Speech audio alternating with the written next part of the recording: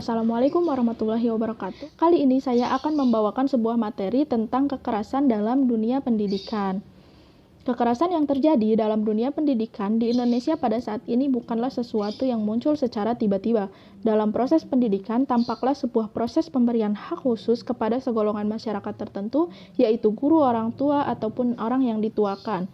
Nah, Driakarya menyebutkan sebagai kecenderungan pendidikan yang statosentris, di mana guru dijadikan sebagai pengontrol atau controller, dan apa yang dilakukan oleh anak akan menjadi benar bila mana sesuai dengan yang diharapkan oleh orang yang lebih dewasa.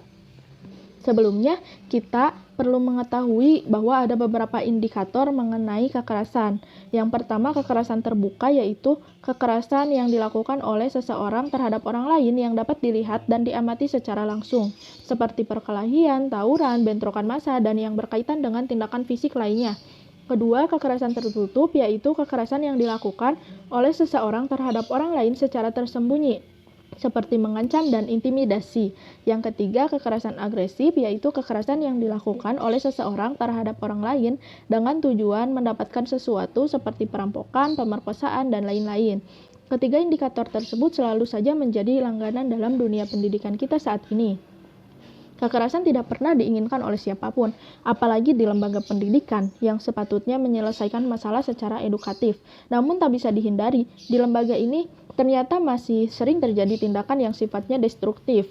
Adapun fenomena kekerasan di dalam dunia pendidikan, secara umum kekerasan dapat diartikan sebagai suatu tindakan yang tidak menyenangkan atau merugikan orang lain, baik secara fisik maupun psikis. Nah, kekerasan tidak hanya berbentuk eksploitasi fisik saja, tetapi justru kekerasan psikislah yang perlu diwaspadai karena akan menimbulkan efek traumatis yang cukup lama bagi korban. Pada masa ini, tindakan kekerasan dalam pendidikan seringkali dikenal dengan istilah bullying, yang pada kenyataannya praktik bullying ini dapat dilakukan oleh siapa saja, baik oleh teman sekelas, kakak kelas, adik kelasnya, bahkan oleh seorang guru terhadap muridnya.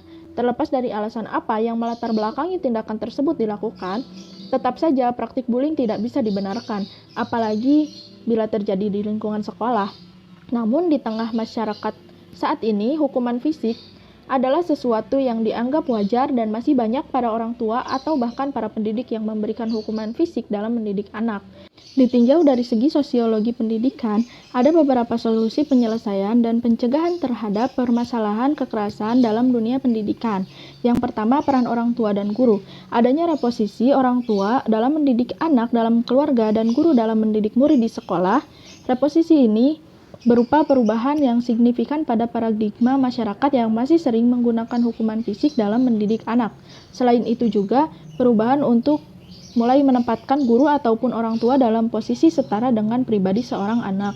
Yang kedua, humanisi pendidikan. Humanisi pendidikan merupakan upaya untuk menyiapkan generasi bangsa yang cerdas nalar, cerdas emosional, dan cerdas spiritual, bukan malah menciptakan individu-individu yang berwawasan sempit, tradisional, pasif, dan tidak mampu menyelesaikan persoalan-persoalan yang dihadapi. Yang ketiga, guru sebagai ujung tombak. Selain menjadi seorang pengajar, seorang guru juga berperan sebagai pendidik dan motivator bagi siswa-siswinya.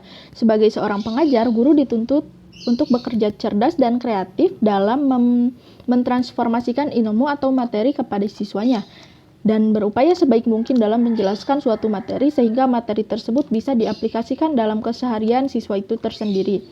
Yang terpenting untuk menanggulangi munculnya praktik bullying di sekolah adalah ketegasan sekolah dalam menerapkan peraturan dan sanksi kepada segenap warga sekolah, termasuk di dalamnya ada guru, karyawan, dan siswa itu sendiri.